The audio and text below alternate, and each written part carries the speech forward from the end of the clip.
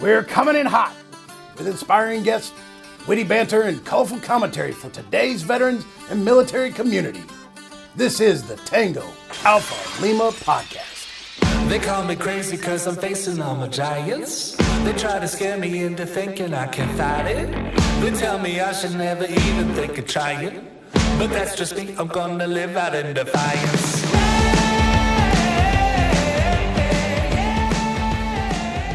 Welcome back to the Tango Alpha Lima experience. I'm Jeff Daly, sitting over here in Hollywood, as you can see down there.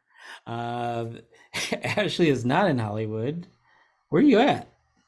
Where am I? Oh, I'm in Texas, cowboy. Ooh, I love your decorating. My decorating? Well, that's courtesy of the hotel I'm in, and they've done an okay job. They've done an okay job. Apparently, they didn't sponsor that message, so they only get okay. That's the maximum you can get. That's the Gutermuth, the Gutermuth challenge. So we're in the middle of April, and we have May coming up, which is the Jeff Daly birth month. So get ready for that. It's gonna be an exciting month. Things could go crazy. We could finally get canceled. I don't know. Ooh, it's time. Holly's going, no, don't do that. Or I could, I could aim towards big accomplishments, much like the story that you have for us today. Oh, let's do it. Okay, this is a story from stripes.com, and it's about the moon mission former Navy pilots. 3 of the astronauts chosen to fly to the moon next year aboard Artemis II are former military pilots, and 2 were Navy aviators who have decades of collective flying experience. NASA on Monday announced that the Artemis II crew at the Johnson Space Center in Houston. The 4-person crew includes Commander Gregory Reed Wiseman, pilot Victor Jerome Glover, mission specialist Christina Koch, and mission specialist and former Canadian Air Force pilot Jeremy Roger Hansen. Wiseman, 47, started flying in the Navy in 1999 and piloted multiple aircraft, including the F-14 Tomcat and the FA-18 Super Hornet. He also later became a test pilot and left the Navy as a captain. Following his initial training, Reed was assigned to Fighter Squadron 31 and made 2 deployments to the Middle East, supporting Operation Southern Watch, Enduring Freedom, and Iraqi Freedom. NASA said of Wiseman's military service, he was at sea when he was selected for astronaut training. Wiseman joined NASA in 2009 as part of the agency's 20th astronaut group. Glover was part of the 21st group 4 years later. Glover, 46, earned his wings in 2001 and also flew the FA-18 Super Hornet along with dozens of other aircraft. He flew in support of Operation Iraqi Freedom in the mid-2000s and later graduated from U.S. Air Force Test Pilot School as a Navy exchange pilot. He left the service as a captain. Again, I like how this article recaps. He left the service as a captain. During the 1-year experimental test piloting course, he flew more than 30 aircraft in the U.S. and Italy. Glover accumulated 3,000 flight hours in more than 40 aircraft. What? Over 400 carrier-arrested landings and 24 combat missions. Following his selection on Monday, Glover, who will be the first Black man to leave low Earth orbit and circle the moon, tweeted a photo that showed the flag patches on each crew member's flight suit, 3 American flags and 1 Canadian. What? Jeff, you can't hear the word Canadian? He keeps covering his ears when I say Canadian. So it kind of goes on to talk about the different medals that everybody has. And Artemis I was an uncrewed flight that launched in November and spent 25 days in space, orbiting the moon several times before returning to Earth. Artemis II will take humans beyond low Earth orbit for the first time since Apollo 17 returned in 1972. Oh, my goodness. The main 72 who? The main functions of Artemis II is to test the Space Launch System and Orion spacecraft with a human crew, and the mission will take Wiseman, Glover, Koch, and Hansen for a flyby around the moon. They give it a wave before they return to Earth. The crew, who will spend 10 days in space, is scheduled to launch in late 2024. Artemis III, the first human landing on the moon since 1972, is scheduled for late 2025. Oh my God. So in late 2025, will we finally end the did we land on the moon or not, or was it faked? It'll finally be over. No, it won't. It won't end it. How do you think we could end it? What would end it? Like if somebody takes You'd have like to a take bowl one of of Fruity them. Pebbles and you eat that on the moon and you're like, look, here's the newspaper. You'd have to take one of them. Take one of the people. Oh, that's genius. Because that's the only way. That's the only way. And they have to go back and tell their people, all right, if you don't believe in the moon landing, send a representative to the Artemis II launch. I think you can get trained up to be an astronaut by 2025. Apply today. Apply today. Yeah. So I love that. I love that we're going back. It is weird that it took so long to do something we've already done. And I wish these two got to set foot on the moon, but it looks like they're just going to fly around it and come home. Do you know what's really weird about this? We have some Navy guys, the different services. No Space Force. Oh, or Air Force. Air Force, they got their hands tied. They're busy bees. They're working hard. Space Force, you'd think they'd be all over this. They'd be like, oh, they're going to space. Hey, guys, can we tag along? We filled out our DTS voucher. We've already got our orders. Can we come? And they were just like, no. Well, that's fine. Well, they have to fix some things. One of the articles I didn't pull for this episode was, it's been 18 months. They're still tweaking their dress uniform. Oh, I did see that. And it's an actual story that the loose pant fit is being fixed right now. And it's, they're playing catch up. Attention to detail, apparently, with the Space Force. I love it. They got to figure out a place to put the jetpacks, and that's hard. And apparently they're not going to the moon. Maybe they're going to go on this 3. I don't know. They better be. Otherwise, what are you doing, Space Force? Well, it's going to require, one of the requirements is that you have to leave the service as a 03, a captain. Oh, that's right. Oh, you have to be, but oh, wait, those were Navy? That's a different captain. Those are colonels. Oh, those are Navy. Oh, yeah. Yeah. Oh, yeah. You demoted them. I did. Which maybe they deserved. I don't know. Or did I promote them by putting them in the Marine Corps? Oh. Hoorah. Shots fired. Okay. All right. So speaking of people who aim high, you see what I did there? I used Air Force. Today we're going to be joined by a longtime member of the Legion. He goes by John Renken. You may have heard of him. He's a self-proclaimed scrapper. John Renken has fought for what he believes in all aspects of his life. John is a former U.S. Army Ranger, former professional MMA fighter, founder of several churches, and a successful entrepreneur. And not listed here, he is a single dad of 4 on top of all of this. He's the owner of online travel booking engine Travel Mavericks, the owner of Southwestern Consulting, where he provides coaching for sales professionals, and the CEO of Sales Platoon, a company focused on connecting active duty service members to civilian sales careers. If we can slow him down and get him on camera, we're going to be right back with John after the break. By pulling out your cell phone and simply typing www.legion.org/action, you have at your fingertips our legislative priorities. With one press of a button, you can let your congressmen and your senators know what the American Legion wants to pass, and you can do it every single day.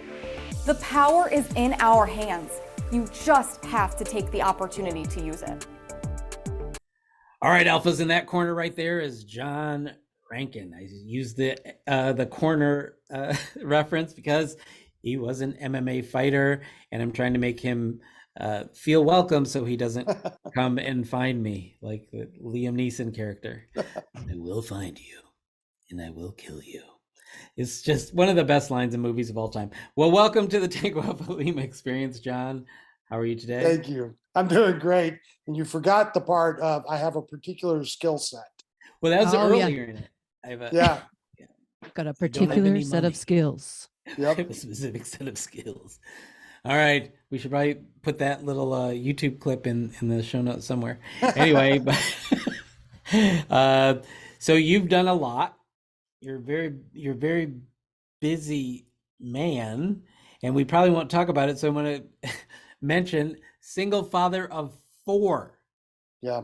Not 1, not 2, not 3, not 4. 4. Wow. Yeah. That means people need to give this episode as many stars as you have people in your home, which is 5. Okay. Yep. So Ashley usually starts off she's very in depth. It's going to be like 60 minutes here. I hope you're ready. I'm ready.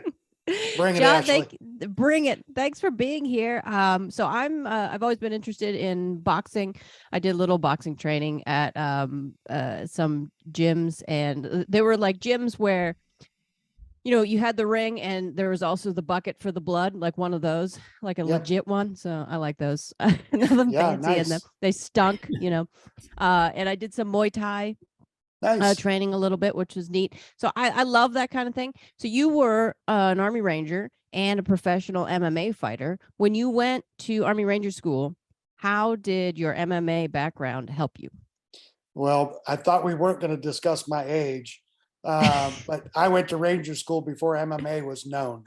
So, Oh, okay. but I'd been training my whole life, and I think that the mindset and the determination that you're going to get in the ring back then, or cage, with one other person, and you're going to fight, that always lends itself to success. It doesn't matter what direction you go. Yeah. Yeah, that's great. Well, I think it definitely teaches resilience and improvisation. And because what's Mike Tyson's famous quote? Everybody has a plan till they get punched in the mouth. It's a true story. I thought it was ears are tasty. Nope, he never said it. Never said it. Nope. It's Okay, show sorry. not, I had that it's wrong. show not tell.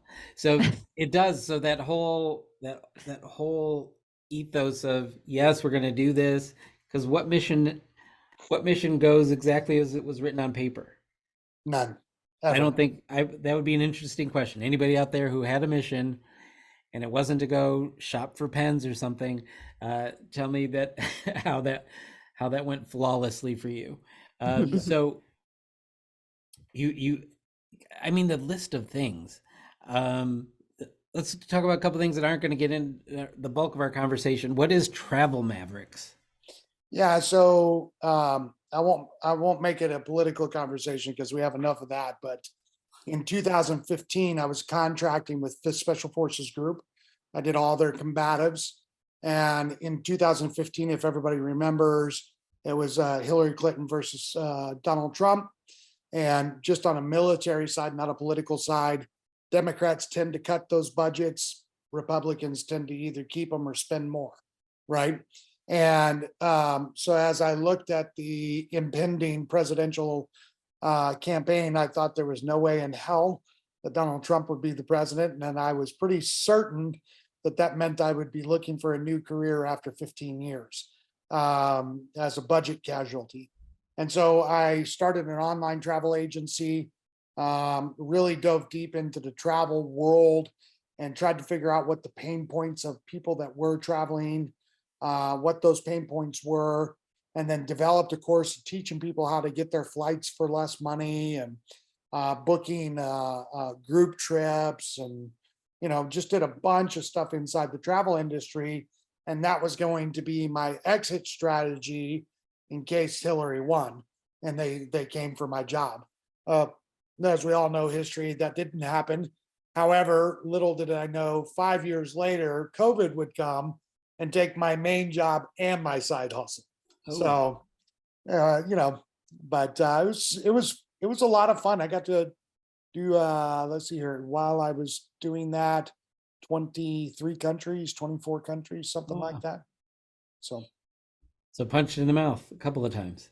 Yep. All right. All right, Ashley. I feel like you have done a lot of super interesting stuff.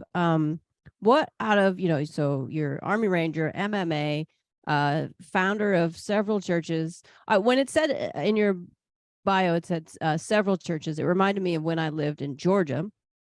We were at Warner Robins Air Force Base in Georgia, and there are a lot of churches in that area. Or just when you drive through Georgia, you'll see a church, and then next door a church. And my joke is always, well, that church was created because somebody got mad in that church. So, all right, well, I'm making my own church, and they make a church next door, and it just continues on. Why have you founded several churches? Yeah, so I founded the first church that I pastored here in Clarksville, Tennessee in 2000. Pastored that church until 2009. Stepped away was going to shelf that segment of my life, or so I thought, and then had a church that was dying that called me and asked me to consider coming and revitalizing and restarting that church. Wasn't really my plan, but that's kind of how that ended up playing out. And so took that church, got them stood back up. And then a couple of years into that, my wife ended up filing for divorce. So I resigned from that church, merged it with a healthy church so that I could go deal with that and they didn't have to be distracted with that. So, Oh, okay. All right. Nice. yep. Very good. So the bulk, what we want to kind of talk about is one of our main topics is transition Sure. out of the military. And you have quite the military experience all the way. I mean, you were a ranger and all these flight hours and combat missions 24.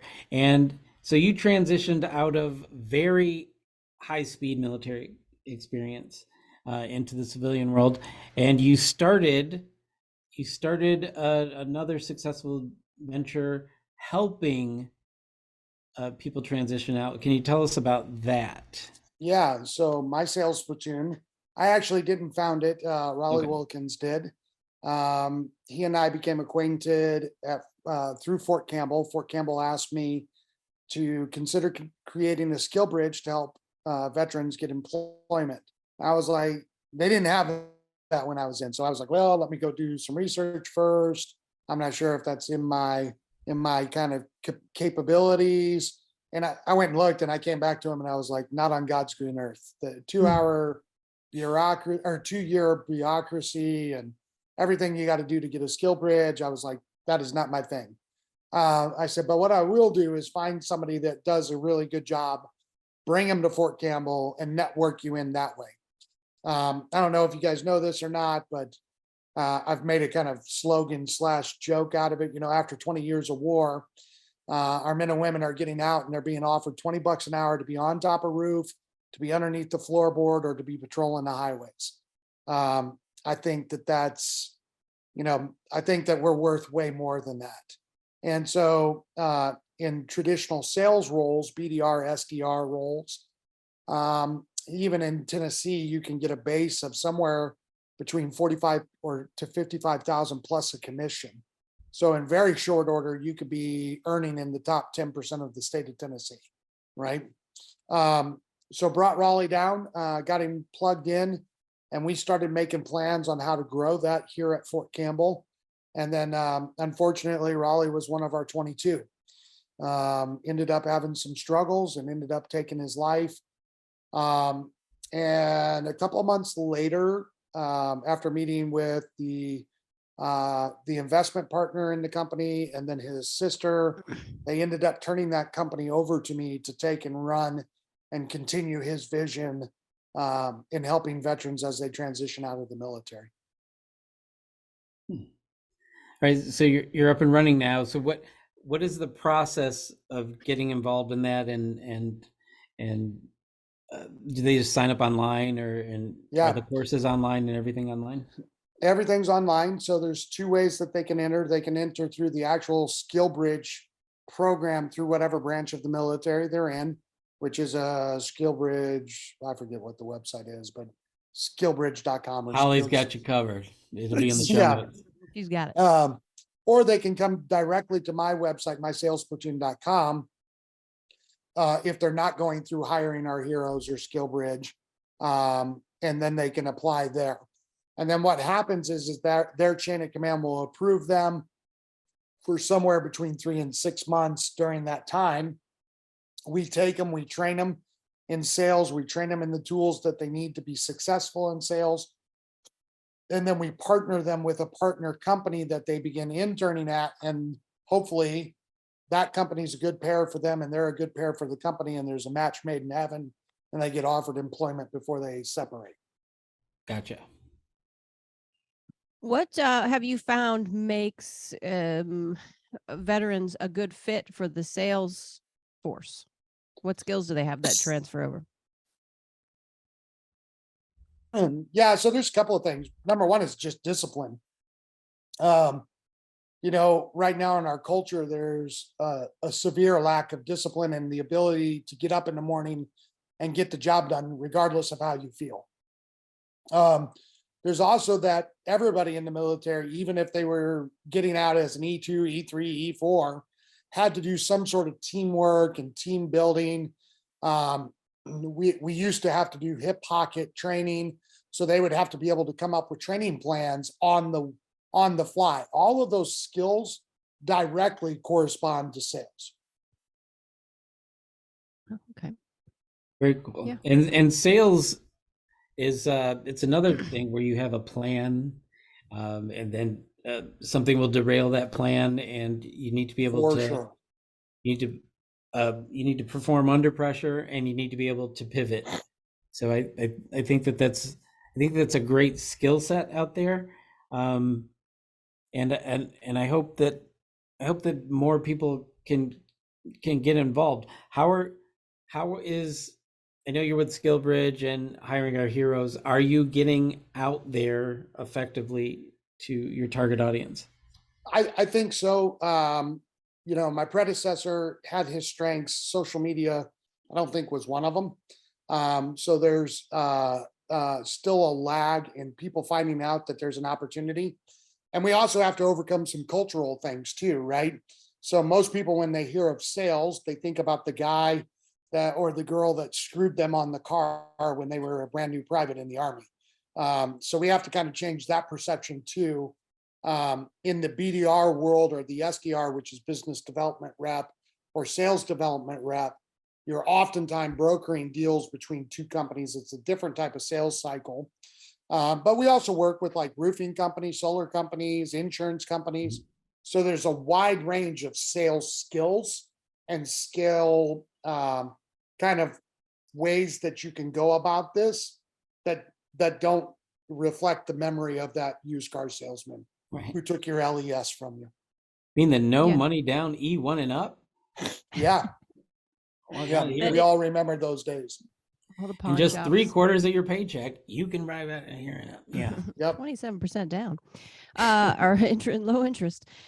Yeah, I think that's an interesting point, because when you say sales, it makes me kind of like flinch a little bit. You know how what really gets me when somebody's trying to sell me something is when they find out my name and then they use it over and over again. And that, as soon as I hear a salesperson say my name, I'm done, because I'm like, I'm on board with your sales tactics. I give them a fake name, so then it's even more obvious.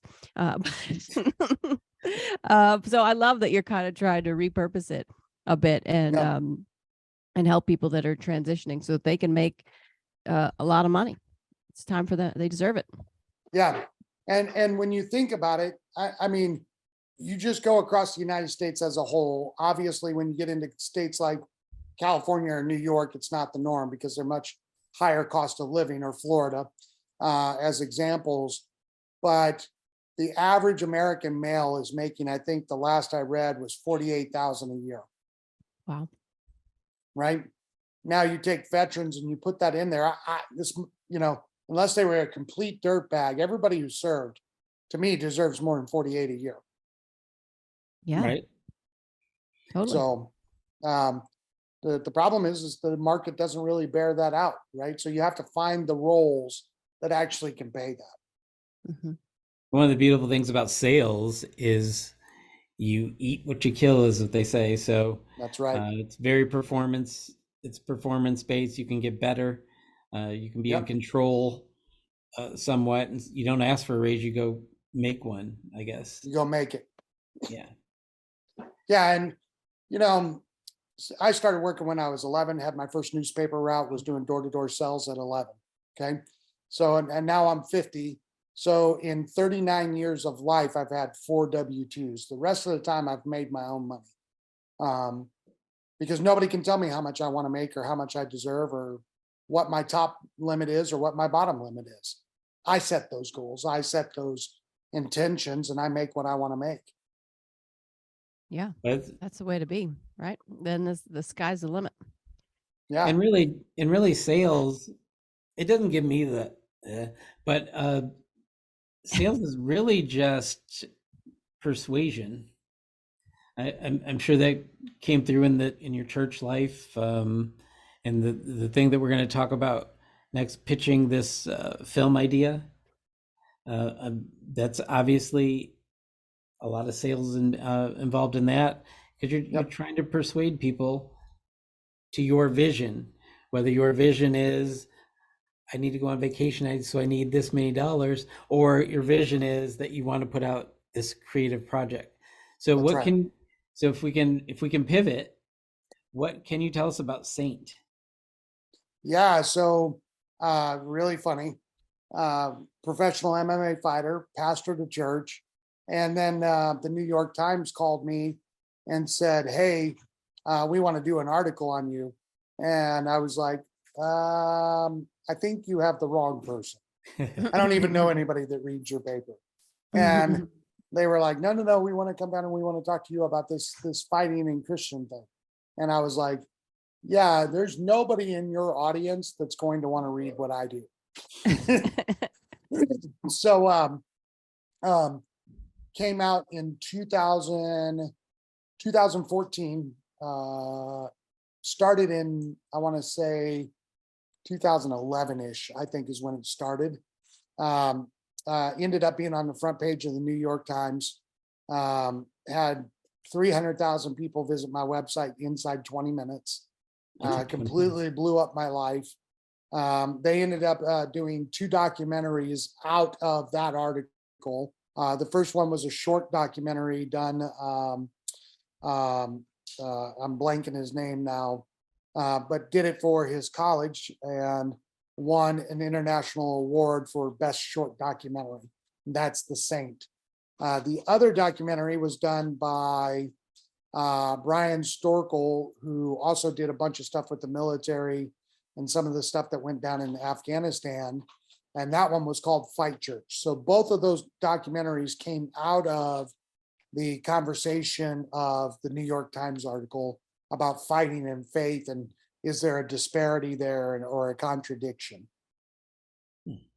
So is the first rule of Fight Church, you only pray about Fight Church? You don't talk about it? The first rule about Fight Church is punch somebody in the face. Outstanding. Yeah. So I don't see any difference in can you love the person and also punch them in the face, because to me it's a strategy game. It's not, you're not being malicious. When the bell rings, you're not continuing to pummel them. You're not doing it out of hate. You're in a competition. Yep. That would apply to any competition then. You literally stole a line from it. So you did good background research. Oh. Super intelligent. So that's actually what they say. Can you love your neighbor and punch him in the face? And my answer throughout the show was, of course you can. Yeah, why not? Like, it's a competition. And so why is it that we have jokes in America that, hey, I went to a fight and a hockey game broke out? Like, right. Why is it that you want to pick on mixed martial arts and martial arts and say Christians can't do this, but hockey or football, totally okay, right? It was interesting. That at least with hockey or with boxing, you're not on blades, for God's sake. Right. So that's a whole other level. Yeah. I don't see any issue with that. I don't know, Jeff, do you have an issue with that? Would you punch me in the face? I think I've actually offered for you to do that. No, I'd have to punch down too much. So you're trying to act like you're tall. I'm taller. Okay. Well, next to you and Holly, I am tall. No. I'm Midwest boy. We were taught not to do that. Except in. Yep. I broke my husband's rib. I didn't do it on purpose, but he said that I could punch him, and I did a bam, bam, bam, and he had weak ribs. Wow. Yeah, for months. Now we know not who this to mess with on the show. Marital bliss. Right now, here. Sign me up. Yeah, don't from then on. Anytime I was like, "All right, can you hold the pads or anything?" And he was like, "Absolutely not." Absolutely not. That's funny. No. All right. So what's next in this big? Because I've heard someone say once that I haven't heard it. I read it. The biggest adventure you can ever take is to live the life of your dreams. I wonder who said that. I don't know, but I've heard it, and it's true. You've heard it in the mirror when you said it. Yeah, maybe. Yep. So what's next in this big adventure for you? Yeah, so I've got, Sales Platoon that I'm getting up and going and continuing that forward. And I'm right now in the process of negotiating a deal to take over a kayaking company. My big goals are to get back to some of the traveling I was doing now that COVID has calmed down a little bit. In June, I'm going to be at Calcio Storico in Italy, watching them play football and soccer and fighting all at the same time. So it's going to be awesome. Okay. For me, it really is just living the life that I want, right? And being in a position to where I can make decisions to where I'm not beholden to some company, whether they say yes or no. And being able to be mobile, to be able to be an entrepreneur and continue to make the income to support the living that I want, while pursuing the things that I think are worthwhile, like helping veterans get good jobs and helping people in the sales industry make more money and raising my kids. So I know it's probably not that exciting as it sounds, but. Well, no, it sounds too exciting for me. That's a lot. I don't have plants in my home because nothing in this world depends on me to continue living. Except for me, Jeff, every day. You don't depend on me at all. Yeah. And make plans, make dreams. Like, even if you don't get all the way there, you'll be further than where you are now. There you go. So, all right, Ashley, what do you got? I just want to say thank you so much for coming. I'm going to go hit something in your honor today. Nice. Not a person though. Well, that doesn't count then. Yeah, I know. I don't have anybody around. I'll try to find somebody. Thanks for coming on the podcast. It is kind of a cool way to solve things because, like on the ship, they used to have a smoker, and they'd put up a ring and somebody supervising you would always say, "Oh, you and you, I'm sick of hearing this bickering. Handle it in the ring," and you'd have to take that challenge. Quite a few of those. Yeah. And it's all, you got the protective and you got the gloves. Nobody's seriously getting hurt. And also you're out of breath. If you don't train for it, you're out of breath in 15 seconds and you're like, this is really hard. I would rather talk this out. Yeah. There's a great episode from Joe Rogan talking about that. He's like, when anybody ever wants to fight, if you've actually trained, you just have to hold your hands up for about 10 seconds. They'll miss everything. And they'll be so excited or so exhausted. And then you can go, now, are we really sure we want to do this? Yep. Because it's different. It's different than humping and running and different than all of that. All that military stuff. Yeah, you think you're in shape, but it's, like in all the sports, are you in football shape? Are you in That's right. hockey shape? You're not. It's different kind of shape. Well, you're in great shape in life, sir, and I'm glad that you took time to share. I'd typically say your story, but I feel like we have to multiply that to share your stories with us because you have so much going on, and I look forward to finding some of these documentary things.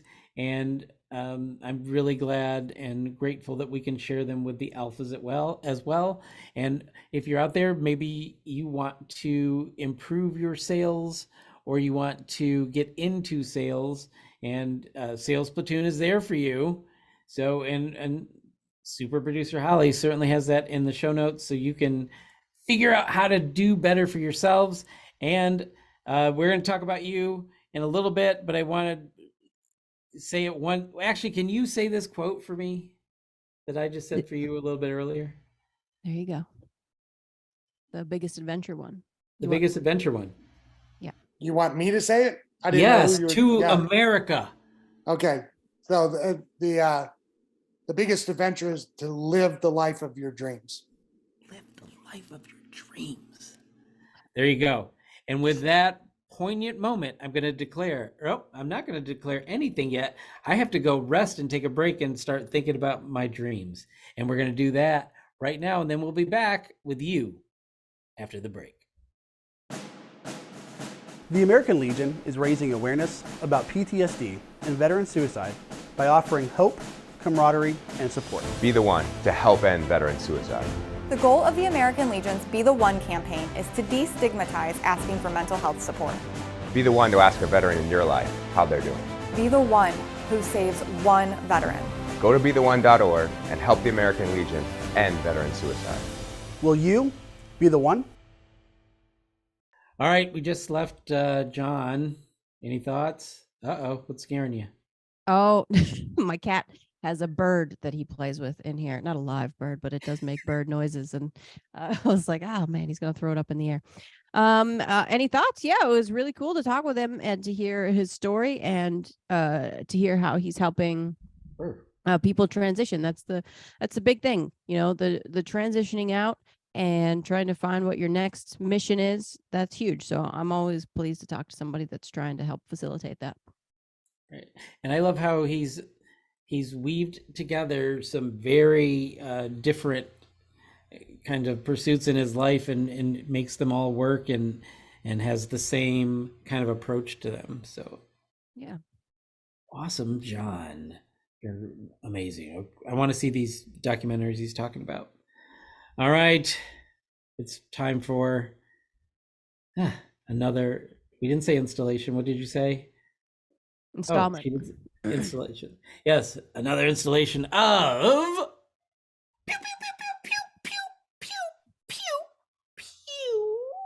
rapid fire. All right, this one comes from, you know where, my favorite place on all of Earth. It doesn't really exist. Legiontown, USA. Vote for me. This one's out of Sioux Falls. Sioux Falls, it's Singing Legionnaires, Where Are You is the title. Sioux Falls American Legion Post 15 has had a chorus for 75 years. We are located in South Dakota. The chorus is very active, and we are so proud to have them perform at many of the functions at the post. They also sing throughout the community. When asked, they will be singing for National Commander Vincent Jim Triola when he visits on May 1st, 2023. The last national singing competition on record was held in 1978. What we are wondering at this time is our chorus the last one singing? Would you kindly contact us if your post has a chorus or if you know of one that exists? Their email address, which I'm sure Holly would provide you, is legionoffice.al@gmail.com, or you can call them and I won't give the phone number on air. Should I give the phone number on air? Not give the phone number on air? Anybody? Thoughts? 605-336-3470. Why aren't there more Legionnaires singing? I don't know, but I like the way that they phrased this was they will be getting together to sing for the national commander, and that's it. Like it's coming, you're coming to his house, and there's just going to be a big chorus that only sings to him, which is a lot of pressure to look interested for a long time when people are doing something just for you. He's like, handlers, State Department leaders, local leaders, please leave. Please leave. Just me sitting in the middle of this hall, one little folding chair, and sing. Sing, impress me now. Can you do the Beatles? So I think it's interesting that this used to be a big thing at conventions, this competition. It also used to be with bands. I've seen in my Post 43 museum, like the big bass drum with the markings on the side. That there used to be band competitions. Are there still band competitions? If there are, people used to have skills. That's true. We've they treated did used to have in. skills, and these bands were. The big thing now is the color guard competition. They still do that. Yeah. That makes Shout sense. out to Newport Beach, California. That's always a contender. Newport. In fact, I think they're usually the winner. So they do good work. All right, here we go. Rapid fire number pew pew 2. This one is from Legion.org. America's Best Hiking Trails, written by my friend Jennifer Campbell in the magazine. I think no, apparently it's not the magazine, or I wouldn't have got the link. It's on the website at legion.org. That'd be a cool magazine if you could link to it. That'd be amazing. All right, studies improving the health benefits of exercising outdoors. Whether you're a beginner or an experienced hiker, you can combine exercise with exploring America's beauty in its national parks. Even better, veterans get free entrance to U.S. national parks. An annual military lifetime pass provides free access to more than 2,000 federal recreation areas, including national parks, wildlife refuge. What did she? Wildlife areas and forests. Apply for your pass online at store.usgs.gov for a $10 processing fee, or for free in person at federal recreation sites that issue passes. And lace up your hiking shoes, research your destination, and go explore. Some of the highlights, now if you go read the article, all of these places are described in more detail. I'm just going to list the ones. So if you have, home state pride, you can cheer. Acadia National Park in Maine, Badlands National Park in South Dakota, Big Bend National Park in Texas, Everglades National Park in Florida, Glacier National Park in Montana, Great Smoky Mountains National Park in Tennessee, Maroon Bells in Colorado, Yosemite National Park in California, and Zion National Park in Utah. We have in the notes the link to get you to where you can get that pass. Also, active duty and family, I think you just need the DoD card. You can Just roll up in there. Bring your military ID. But when you get out, you're gonna have to go apply. Double check that though, alphas. I don't want you to show up and be disappointed. Well, always double check. Yes, but Double check. I do know that active duty can do it. The guess part is that you only need your ID card. Otherwise, they ask you certain things about the military, and if you get those answers right, then they just assume. There you go. Yeah. Like if you can tell me everything that was in this one movie about the military that was wrong, and you just couldn't get through it. Yeah. Ooh. Are you wearing green friends. socks? Those are my friends when they watch movies. We'll talk about that here more in a second. In rapid fire number pew pew pew 3. Kandahar trailer stars Gerard Butler in Escape from Afghanistan. This from Task and Purpose. I just took the first couple paragraphs. You have to go there and read the in-depth article. They always do really long articles. The final evacuation of America's 20-year war in Afghanistan played out in real time across screens back in 2021.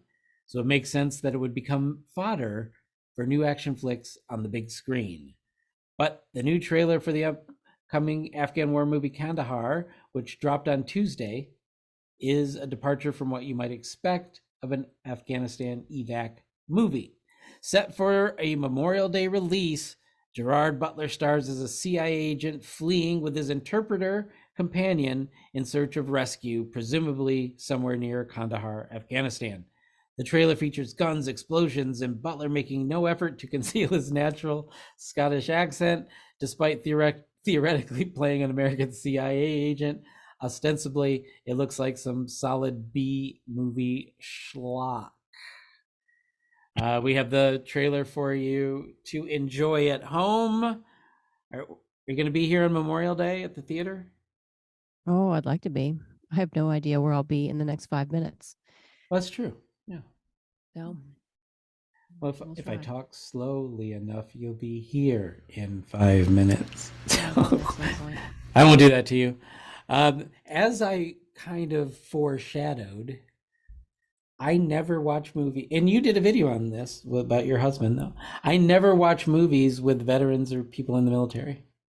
Because they ruin them by screaming?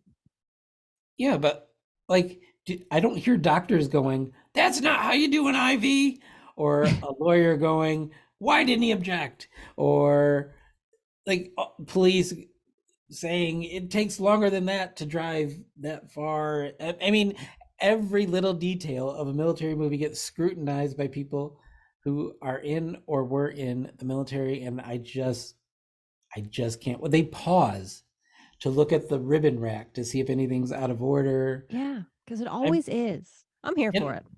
Hold here- them, hold Hollywood accountable. but They only in have- military movies. Only, I guess, sure, let's in everything. If they have the Arctic, my favorite ribbon is the wintered over ribbon, where you've stayed over in Antarctica in the winter. If they're using that and the guy just got a basic training, hold them accountable. Hold them accountable. Maybe he's from Northern Alaska and was just born with it. I don't know.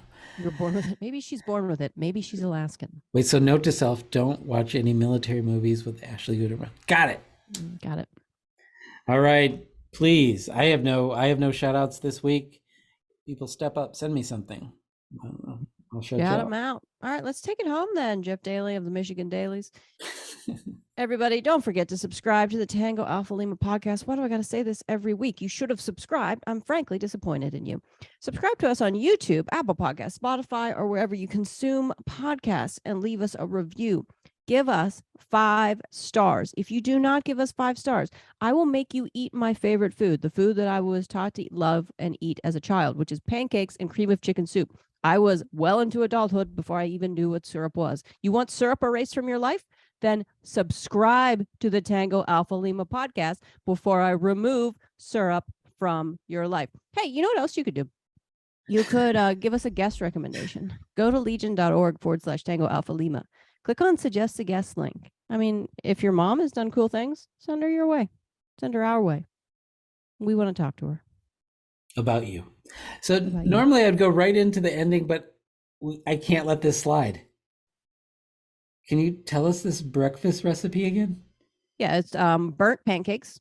They're kind of like flat. They're definitely not thick. They're burnt. And then it's warm cream of chicken soup, like a Campbell's condensed, not sponsored.